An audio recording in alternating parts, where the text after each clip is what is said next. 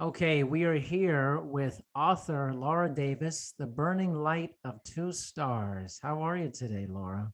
I'm great. I'm super excited to be talking to you today. Yeah, me too. I think this is a really excellent topic, if you will, a kind of mother-daughter relationship, parental relationship. So for the audience, just for everyone knows, audience, if we're going to get on with our conversation here, but if you have a question for Laura at some point, just hit join and you can ask her a question related to her book. But Laura's going to start out with a little excerpt from the book for everyone.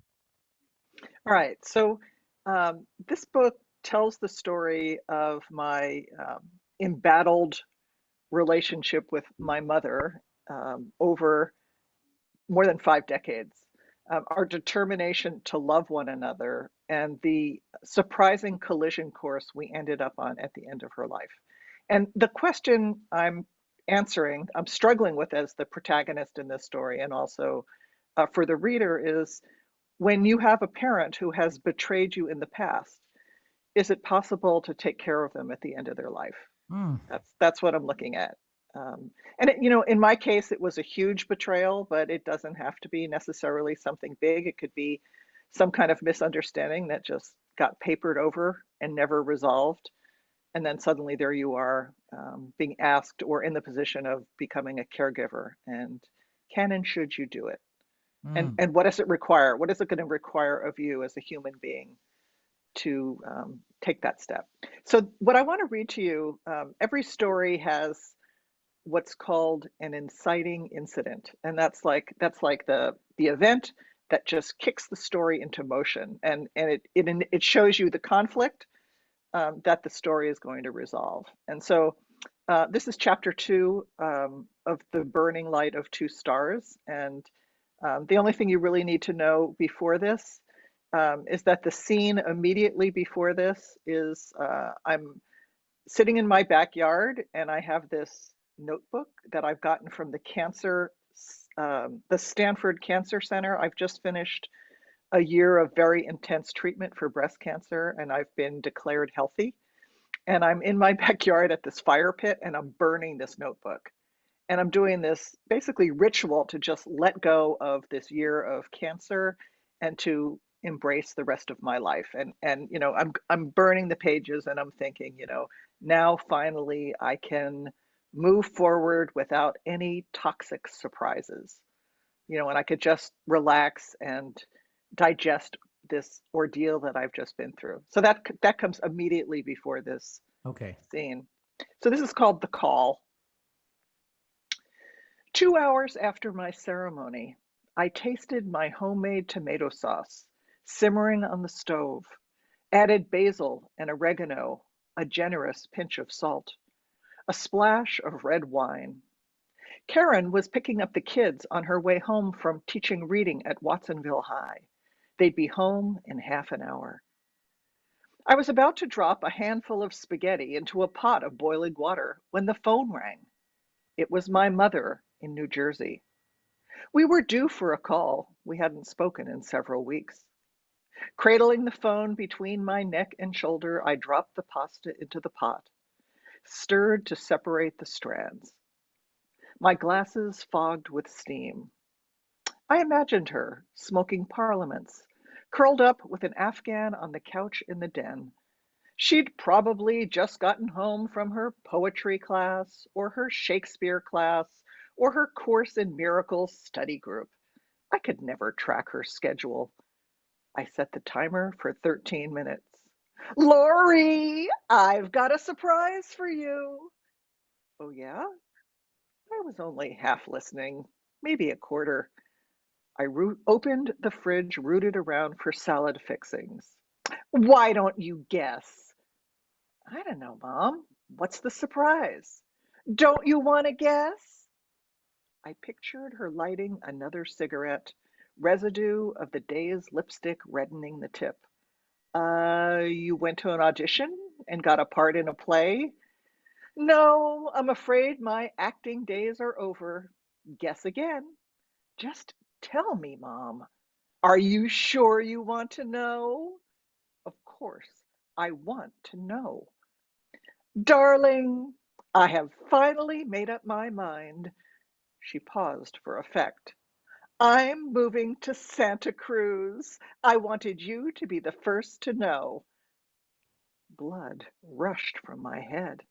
I closed the refrigerator, leaned back against the door. Pictures of the kids and little square art magnets clattered to the floor. It's true, years earlier, in a moment of generosity, I had invited Mom to move out to California when she got old. We talked about it once or twice. I never thought she'd actually take me up on it. It had been 10 years. It finally feels like the right time, Lori. New Jersey just isn't the same anymore. That's right. Your friends are dying off, going into assisted living, or moving to be close to their children. Oh my God, that's me. My hand tightened on the phone. My mother and I had been estranged for years. Yes, we'd forged a shaky peace, but 3,000 miles still separated us for a reason. Our reconciliation only went so far. I just love Santa Cruz and I love your family. Wow, Mom, that's amazing. I mean, great. I'm so happy. Well, that's good, darling, because I met with the real estate agent today. I've put my condo on the market. She says it's the perfect time to sell a place at the shore. I collapsed onto one of the red, cushy chairs at our Formica kitchen table, stared at the black and white checkered linoleum. The floor needed a washing. Lori, are you there? Yeah, Mom, I'm here. You still want me, don't you? Of course I want you. We all want you. It's just that I never thought you'd actually do it. Well, I'm not getting any younger. No, she wasn't. Mom was 80 years old, and her memory was failing. You don't sound very excited. I am excited. I'm just surprised, that's all. How could I possibly be excited? The woman who'd betrayed me at the worst moment of my life was moving to my town, and I was the one who'd invited her. A beep reverberated in my head and wouldn't stop. Mom was talking about escrow and how hard it was going to be to pack, but I barely heard her. She was the white noise in the background. I was hovering outside my body, listening to just one voice, the one screaming in my head, taking up every inch of bandwidth. I finally gotten through cancer, and now this? Why the hell didn't you ask me? How about, Lori, do you remember that conversation we had 10 years ago? I've been thinking about it more seriously and wonder if you still think it would be a good idea. For me, for you, for us, for Karen and the kids. Or how about, Lori, I know you're just getting over cancer. Is this a good time for me to move across the country to live in your town? My friends told me about this gorgeous mobile home park right at the beach in Santa Cruz. Dianza, have you heard of it? Yes, Mom. I'll go right from one ocean to the other. So you'll stop by and talk to the manager? Sure. Happy to do that for you. I grabbed a brand new yellow legal pad. It had been months since I'd made a list. What would I have put on it? Take toxic drugs? Throw up? Smoke pot so you could eat? Grow white blood cells? Watch West Wing reruns? Survive? As I wrote, Find Mom a Place to Live, Dianza, on the pristine yellow page, Mom said, Gotta run, darling. I promised your Aunt Ruth a call tonight. Click. She hung up on me. The timer was still beeping. I looked into the pot. The spaghetti had congealed into a gelatinous mush. I dumped it in the compost and set a fresh pot of water to boil. As I lifted the heavy pot, I knocked my favorite glass off the counter, and it shattered on the floor. The kids were going to walk in at any moment, and they'd be starving. I swept up the shards and set the table for four, but I couldn't remember which side the fork was supposed to go on. Fantastic. That was awesome. I love the way you read. I love when authors read their own stuff Well, and I actually did the audiobook, so oh, it that's was super good. fun. That's good. I'm glad somebody else didn't read it. That's good. I mean, man, that came across real. You know, I thought the whole time, like, my wife has your story on some level, very close, like taking care of the mother on her deathbed and this conflict of this turmoil they've had their entire life with each other. Mhm. I It's a resonate. I've seen it. I saw it up close, you know? I think it's a very common story, you know, um and it's very challenging because, you know, being a caregiver anyway is super hard. You know, it's exhausting, Yes. it's scary, it's uncertain, it's disruptive, and then you're watching someone decline, and it's very sad. But then when you add on to that the fact that there's some really unresolved issue between the people, it Yeah. just makes it way harder.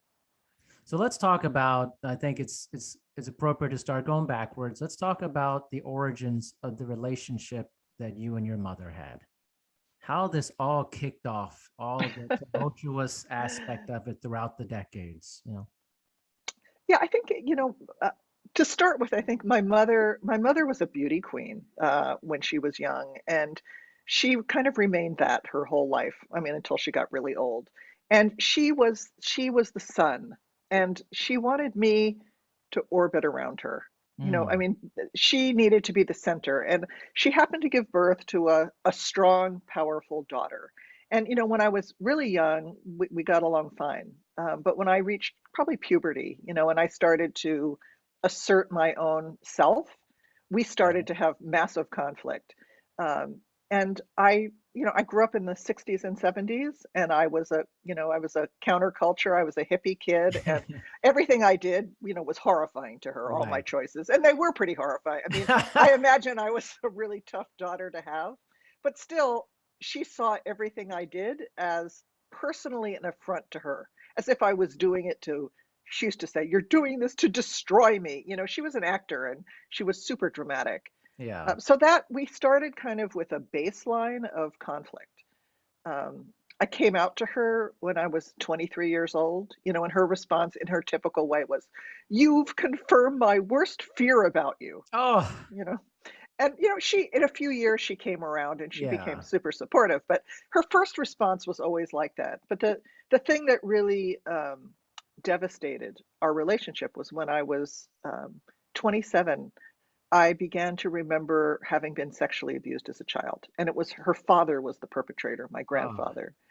And I told her when I was 28, and I was definitely at the worst point in my life. You know, I was just devastated by these memories that were flooding me, and just not at all sure I would ever get through this. And I really wanted my mother's support, and I got exactly the opposite. I mean, she said I was making it up, I was lying, I was doing it to destroy her, you know, and then I went on and I wrote my first book, which I co-wrote with Ellen Bass. It was called The Courage to Heal.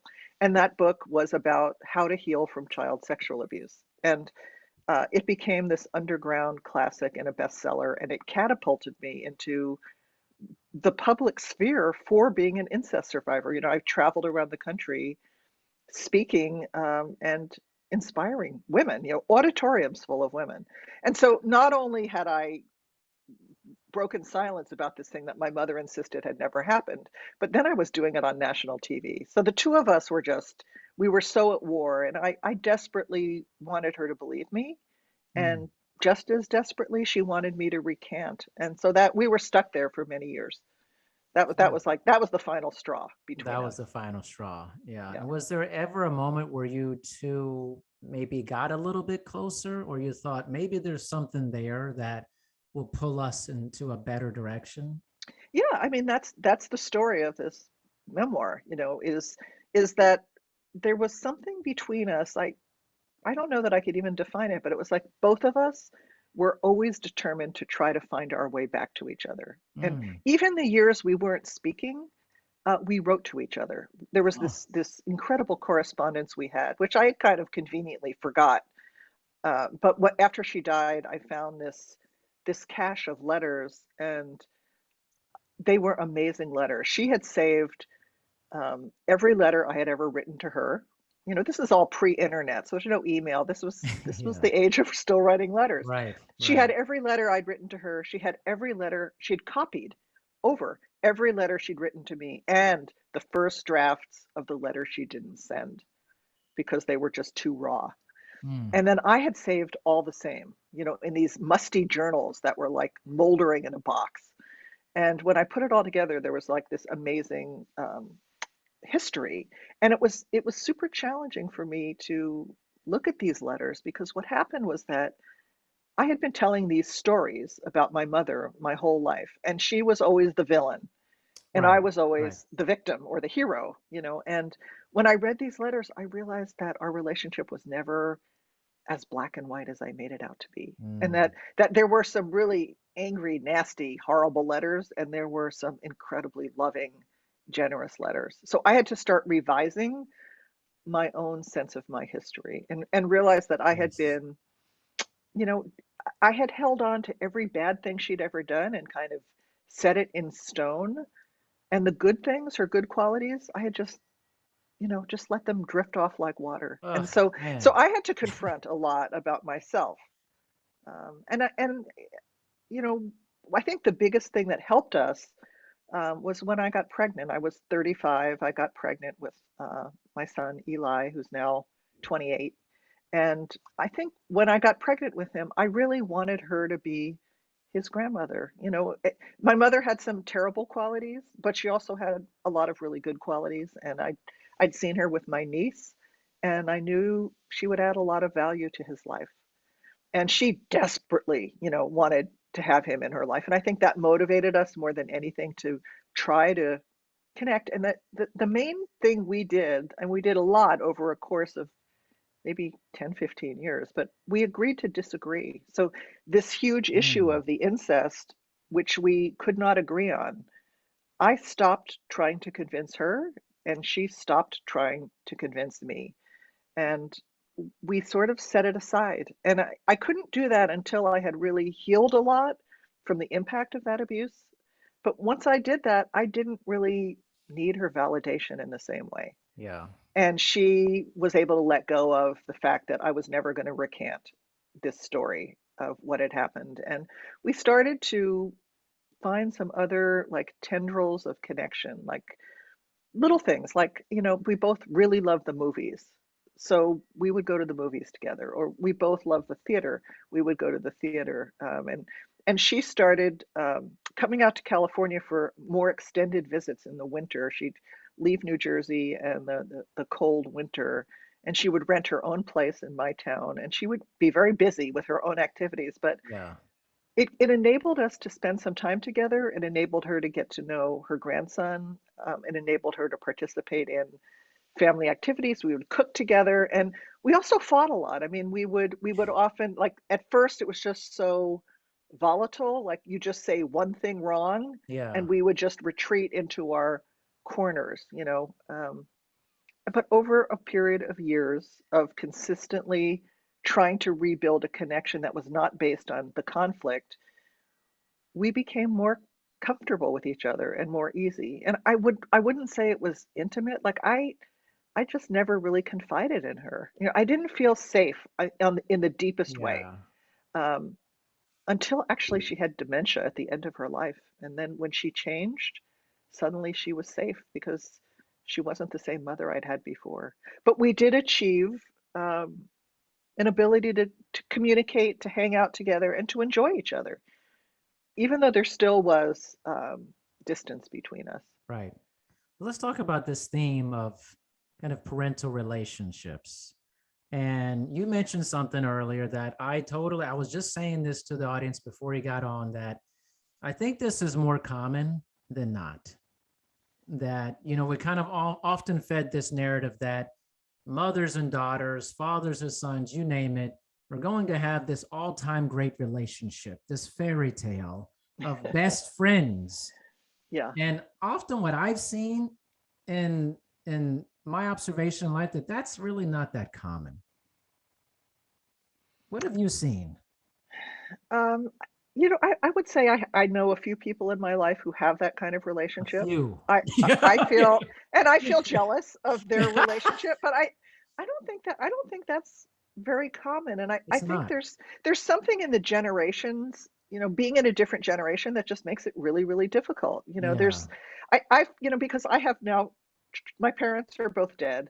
I have three children. I have three grandchildren. So like I've really thought about this whole Yeah. generational thing a lot, and there's a certain gap that is just there. I see it with my own children, and we don't have a traumatic or difficult relationship, but there's a distance, and I think actually there needs to be a distance. At least my younger Interesting. kids are in their 20s, and it's a time for them to establish themselves as separate people. And Yeah. having me as their best friend is not part of that picture.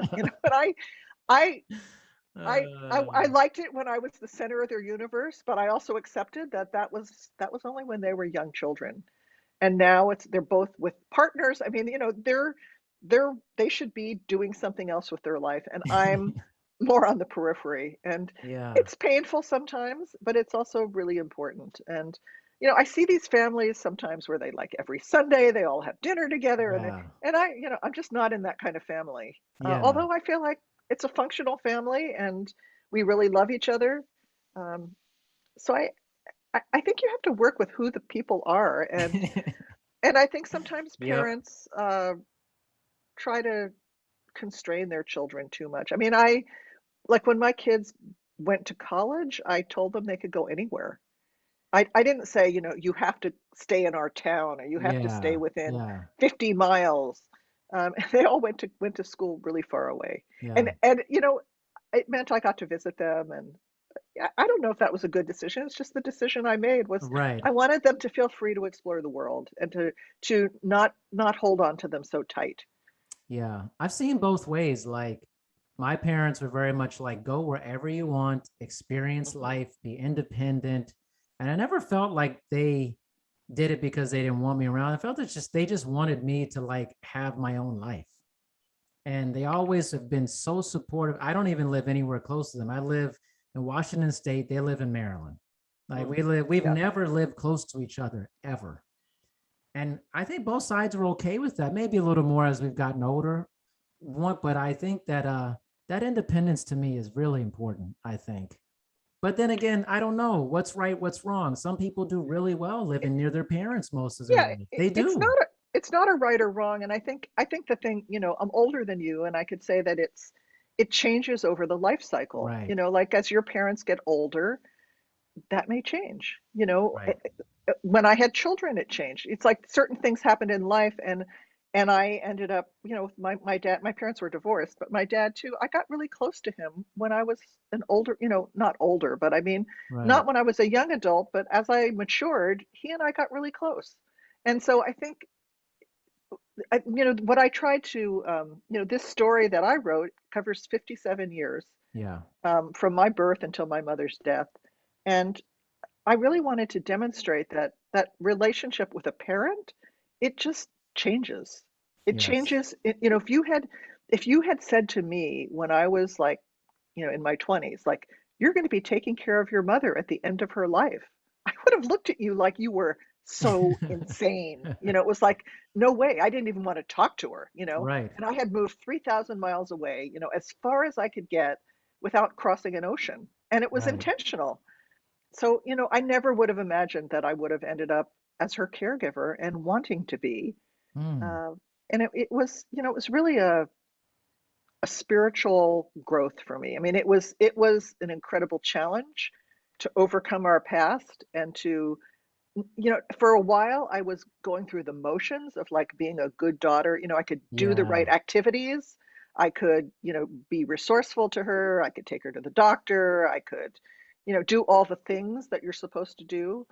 but inside I was like cold and my Mm. heart was really hardened. And so for me, the journey was, can I actually open my heart to her after our history, you know? And What was it like at the end? Like, what were the emotions that were going through you when you knew it was close to the end? uh, I have been, I think I've been at a bunch of births in my life, and I've been at some deaths, and they're very similar. And to me, it's a very sacred time when It someone is is. coming into the world Yeah. or out of the world, and it feels the same. Ooh, I it mean, it does. really feels so much the same. And so for me, that the very end of her life, it felt like a really holy time. And I don't usually use that word holy. It's not Mm. really in my vocabulary very often, Uh-huh. but it was a really sacred experience to be able to be there. And fortunately, at the end of her life, we were able to get her on hospice so that she wasn't. My dad died in the hospital with an intervention that never should have happened, Oh, okay. and it was just, it was a horrible experience for me. I mean, it was what he wanted. He wanted to go to the hospital that day instead of staying home. And so they were trying to revive him when he'd already died. And I was the one who had to say, stop. He has a DNR, a do not resuscitate Right. order. Um, and it was just, it was like this hospital environment. My mom died, in a hospice setting. And so we were able to just be with her around the clock. We were able to stay with her body after she died as long as we wanted. Yeah. And it allowed for this intimate experience. And, my kids, they were, I think my daughter was graduating from high school that year. My son was a college student, and they were able to come and just hang out and be there. My brother was able to come, and it was a very meaningful time. And I really felt at the end like clean, like Mm. I had I wasn't carrying any unresolved feelings Oh, that's towards her, good. That's good. and I had worked really hard for that. Yeah. It's nice that seems like both of you wanted that over the course of that, because there's other times where like I've experienced with not me personally, but people I know were like they never had any resolution and the Right. and the person Mm. died and then they're hanging on to it and they can't actually talk to the person anymore. I That I is just I always disagree with that. mm, I've seen a lot of people do a hell of a lot of resolution after someone dies. I mean, yeah. sometimes you can't even begin because maybe the person was so toxic or Yeah, so difficult or, violent or, um, just such a incredibly mentally ill. I mean, just sure. so difficult that it was impossible. Sometimes it's really Yeah. impossible to work something out directly with someone. But I think on the inside level, you can still resolve a relationship either while the person is alive or after they're dead. I mean, I've watched this with a lot of people that Yeah. they're still continuing that relationship after someone dies. They're coming to terms with it. They're making peace with what they got and what they didn't get. Yeah. And they're maybe letting go of the boundaries they had to hold, or they're forgiving the person, or at least coming to some kind of resolution. So, I think reconciliation is not just this kind of deathbed reconciliation scene like we have in the movies. The violins are Yeah. playing Yeah. and everyone forgive. Sure. I think that's bullshit. I mean, it does happen. It happens rarely, I but most agree. of the time it's more like what I did, this agree to disagree, or Yeah. you come up with some guidelines, like Right. let's say you're estranged from someone but you want to go to the same wedding, and you make an agreement like, I'll come to the wedding but I'm not sitting at the table with dad, or Yeah. I'm not posing for any family pictures, or I'll come visit but I'm only staying for 2 hours, not for a week, so there's a whole range of Sure. possibilities, and it's not all or nothing. It's not like either you have this fantastic ending and everything is wonderful, or you're screwed, and Yeah. um, I guess I've thought about this topic for about 20 You years. certainly have. Yeah. Yeah. It's, I think you have such great perspective on it. I think where I was coming from is I've seen a lot of people just haven't resolved it and the person's gone and they're just struggling with it. And Yeah. I'm sure that's normal in a lot of ways, like but it's hard watching somebody struggle through it and like it continues to eat them up when they, that's difficult to watch. Yeah, and grief that's of a complex relationship or unresolved is the hardest. Or yeah, ambivalent, if you've been ambivalent, right, you love someone and you hated them, or you right, love this about them and hated that about them, right. and you never got to resolve it. And yeah, I think that really complicates grief. It Uh, does. But you said yeah, something I thought I hung on to this about you. Basically, you were saying about creating boundaries, not this all or nothing thing. Like, hey, I'm going to come to the wedding, but I'm not going to sit here, stuff like that. Can yeah. you talk a little bit more about that? Because I think we often have this, well, I'm just not going because I'm just going to avoid this whole thing. Talk a little bit about kind of that push and pull a little bit.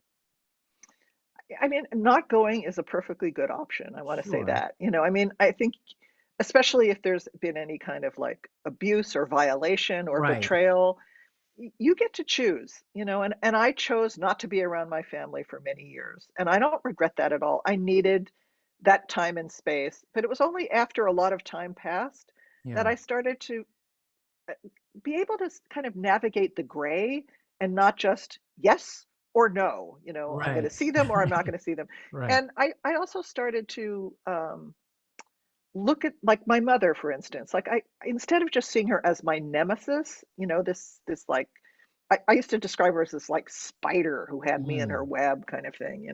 That was my stance in my 20s. But yeah. I started looking at her whole history, and this man who had sexually abused me was her father, and she grew up really, really poor. She had immigrant parents. I looked at like the epigenetics of trauma. I'm Jewish, and Right. there's Right. trauma coming down through the family Most line. definitely. Yeah, and that there's all these, and then her generation and the expectations of women. And I not only started to understand her more, I really started to admire her. Like she was a pretty amazing woman for her generation, but it took me a really long time to get there. I mean, that wasn't your question, but No, in, no, in it's terms of great. the making those kind of boundaries, you can set those boundaries. You can't guarantee that the other people on the other side are going to hold them. But I've seen people Yeah. go to like a therapist or a mediator, and like with the express purpose of we all want to be at this event together. Let's make some ground rules, and if someone is a skilled facilitator, it can be possible. It's not always possible, and it's certainly not ideal, but I think it enables you to be at an event you want to be at. Yeah. And right now there's just so much divisiveness in families. I think this idea of, how do you maintain what is possible, even though you might hate what someone believes, Right. or what they think. You're just like, oof, you know, I was and just talking about this actually before you come. I said, I was just pondering some questions like it may be hard to be around your family. Let's say your mother has very conspiratorial, fantasy based reality, and you have very logical, pragmatic, and you're just crashing into each other about this. How do you be around that person, I mean, again, you get to choose not to if you don't want to, Right. but also I think it's possible to focus on the things where you can connect, and that you have to give up being right. I mean, I think any Yes. reconciliation, you have to give up being right, and you have to give up being able to convince the other person that they're wrong. I mean, Yes. as long as your agenda, um, I mean, I have a brother who won't get vaccinated, Mhm. and he and I have these conversations, and I have to give up proving him wrong. And he has to give up proving me wrong in Right. order for us to continue to have a relationship. And we've actually done really well. I mean, we have Thanksgiving coming up, and it's at my house, and I told him he can't come. He can't come because he's not vaccinated, Right. and he could have got on his high horse. I could be on my high horse. Instead, we both feel really sad about it and have empathy for the other person. And I think we talked the other day, and we talked mostly about other things. And we spent 5 minutes talking about this. And he just said, Laura, what I really appreciate is that we're being kind to each other, Yes. and that we're respecting each other's perspective, and which maybe was a little too far, but we were that we're we're loving each other. We're Yeah. focusing on what we what we have achieved, because he and I had a lot of hard times in our lives, and we've come together. We came together after our mother died, and I really value. He's the last member of my original family, Right. and I really value him. And yeah, he has ideas that I don't agree with. Um, and I hope, in a few years, this part of our relationship is behind us. But I feel really proud of being able to find a way to continue to connect. But Yeah. I absolutely can't do it if I'm pissed off at him for his stupid ideas. Right. And I love that you Yeah. say like not spending time is an option. And I think sometimes within Yeah. families there's this expectation, this obligatory Yes. expectation of like we have to do this, even though all parties don't want to do it. Is the option is you actually don't have to. That's an Yeah, it's actual it's option. very freeing. Yeah, It's exactly. super freeing to just not do it. Although I remember like the first time I didn't contact my mother on Mother's Day, this was like a thing. She was Okay. really attached to you had to do the right thing, on her birthday and Mother's Day. And back in my 20s, when we were really at our most estranged, I didn't call her on Mother's Day, and I didn't send her a card. I didn't do anything. But I spent the whole day miserable and thinking of nothing but her. Mm. So I did set the boundary, and I really Right. suffered for it. And I think I needed to Yeah. at that time, because I think that those obligatory things, uh, it's sort of like you have to break the obligation in Yes. order to come back on your own terms. Yeah. And that's how it was for me. I had to create separation from my family, so I could do my own healing and establish my own autonomy and become an adult on my own terms. And it was only after I really had established all of that that I could consider coming back. And because I'd already broken off completely, their expectations of me were pretty low. There goes Laura. Eh. Yeah, I was definitely like, the problem in the family. I I was the one that see. everybody whispered about, and Ah, I stopped getting invited to, the weddings and all the event, didn't get the birth yeah. announcements, and then I worked my way back into the family. And ironically, now that I'm publishing this book, it took me 19 years from the last book I published to this one, and in part it's because I I knew that this story was one I wanted to tell, and I just dreaded the idea that I would lose my family again. And Yeah. that really was an impediment. And but I finally got to the point after I finished writing it, which I kept telling myself, you're just doing this for yourself. Um, where I decided I felt like it was an important enough story that I wanted to publish it, and that I was going to have to live with the consequences of Yeah. probably like maybe, 10 people, a dozen people. Like these are people, my mother's generation has all died off, but these are like my cousins. We all shared that grandfather. And, for some of them, it's going to be really challenging that I wrote Yeah. this book because I, the book does not dwell on the incest story, but I couldn't tell this mother-daughter story without giving the backstory at least a little bit. So, Right. and I think there's a lot of things in here that they'll be disturbed by. And when I was younger, when I was 31 and I published my first book, my attitude was like, basically, screw you. I'm right, you're wrong, you're in denial. I'm going to do this. Now, I feel more empathy for the people in my family who may be disturbed. Like they're private people, and I'm a public person, and I'm forcing this on them, really. So I wrote them a letter. I apologized and basically said, "This is what I'm doing, and I'm really sorry if this, is challenging for you or painful for you. Yeah. It's Yeah. hard having a writer in the family." Yeah. I would imagine so. So let's while we're wrapping this up, I want to get back to the title of the book and how that came about, The Burning Light of Two Stars. So, for many years, the working title of this book was Wholehearted, because I felt like that was the trajectory of the main character, who was me, from being kind of shut down and closed from trauma and other things to becoming more open-hearted. And when I took it to my publisher, they said, "You're probably going to have to change the title because, for one, the title is used by Brene Brown, the Mhm. sociologist, Right. and it's sort of like she owns that word. She don't own a word, but I mean, Sure. people associate it with her. I went on Google and there were a ton of books with this name.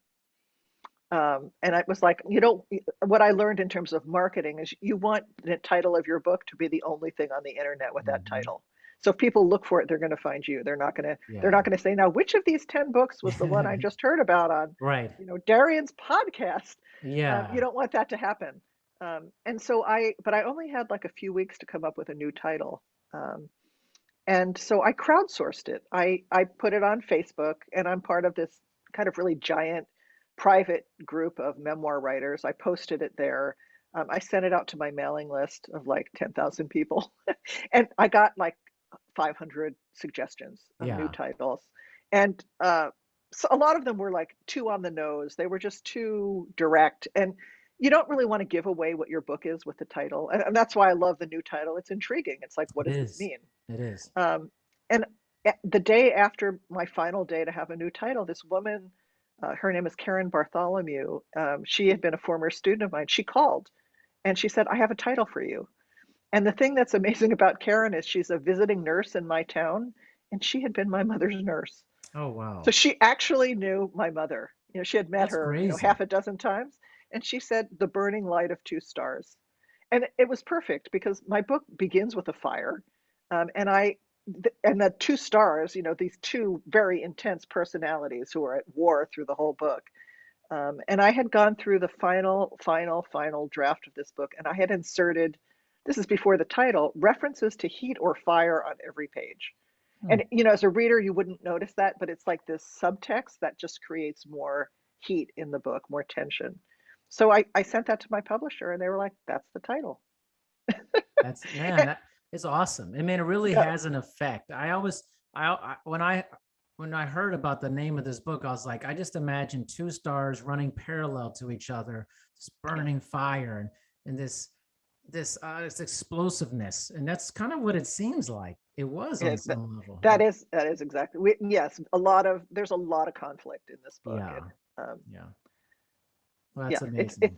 it's not a it is a reconciliation story, but it's one with a lot of conflict and heat, and it's not sugarcoating the situation. It really is. It's nitty gritty. You know, it's got a Yeah, lot of intensity to it. People intensity. say like they can't, they pick it up and they can't stop reading it, Intensity is a which of good course is word for this. Yeah. Well, definitely. well, please tell everyone where they can get the book, how they can get it, the whole deal. You know the spiel. Yeah, I do. I do. So the book is just coming out.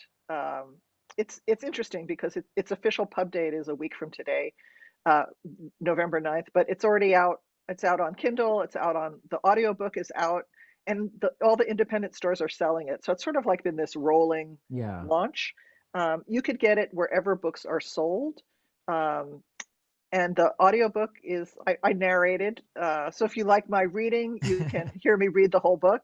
That's right. And so that's available. I've posted the first 5 chapters on my website that people can read for free. So, you know, if you want to read a little more before you decide if you want to buy it, you can go to www.lauradavis.net/chapters. That's www.lauradavis.net/chapters.